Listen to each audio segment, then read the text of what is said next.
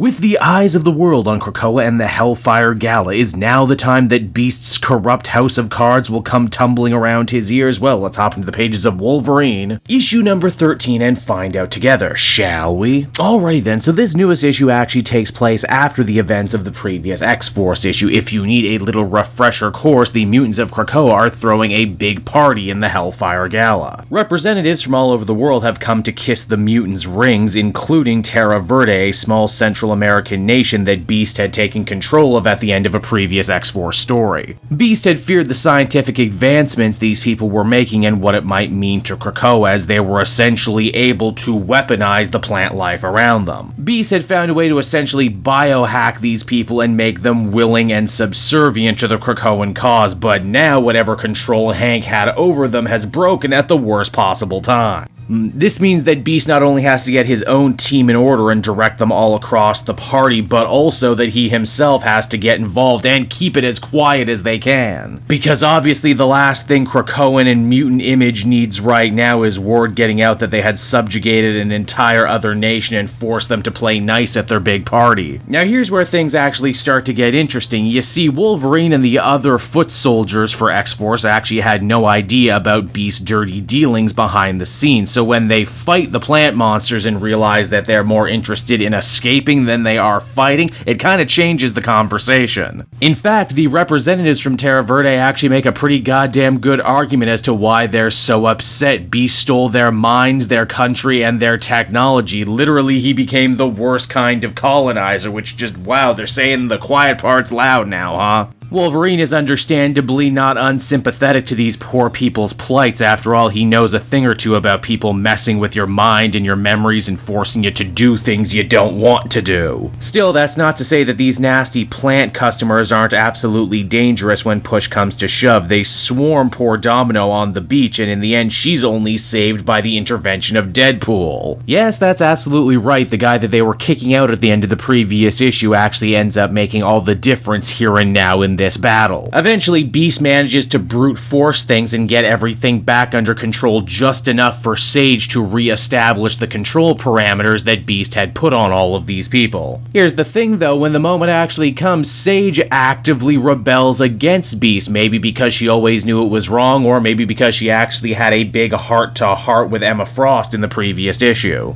Ultimately, the delegation from Terra Verde is allowed to leave because, well, that's all they wanted anyway. Beast refuses to apologize because he's a giant bastard, and Krakoa is forced to make reparations. In exchange for their silence to the rest of the world, the people of Terra Verde receive $1 billion American dollars, all the rights and trademarks back to their technology that was stolen by X-Corp, and they no longer have to actually legally recognize Krakoa as a nation. Perhaps not the prettiest win on Earth, but Lord knows it could have gone a hell of a lot worse. It's when the Hellfire Gala starts winding down that the White Queen Emma Frost decides to finally have a talking to with Beast. She says that he's gone too far and that his actions could have threatened all of Krakoa during one of their most important nights ever, but Hank fires back by saying that everything he did was for the survival of mutant kind, and that Emma is certainly one to talk about the subject of morality. Oh sure, Beast was going to try and spy on everyone in the world. Yes, he stole and subjugated an entire nation, but during the Hellfire Gala, Emma and her people took over a whole planet, so you know, who's really the bad guy here?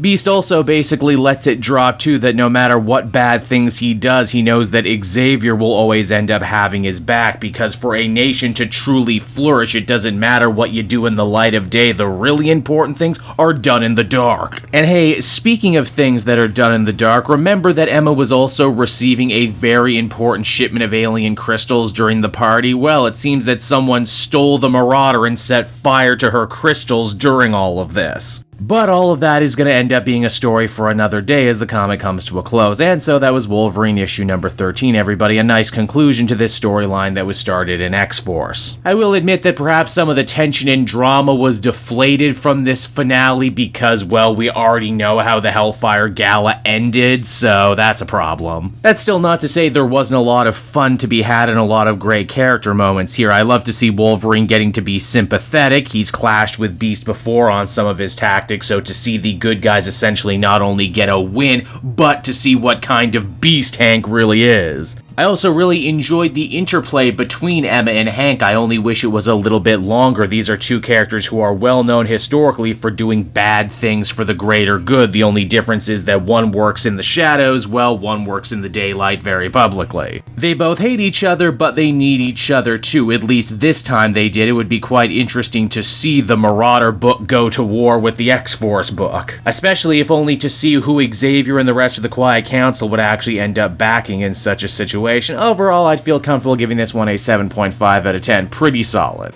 Hey there everyone, Kate Joel again, and I just want to thank you so much for watching to the end of the video. It means a lot to me. And hey, if you enjoyed the book I covered in this issue and want some comics of your own, might I recommend Book Depository? It's my #1 place for shopping for comic book trades. You get a great price, and if you use my link down in the description, you'll actually be helping me out at the same time. You get something, I get something, everybody wins, right? So until next time everyone, I've been Joel, and I will see you in the next video. Bye-bye.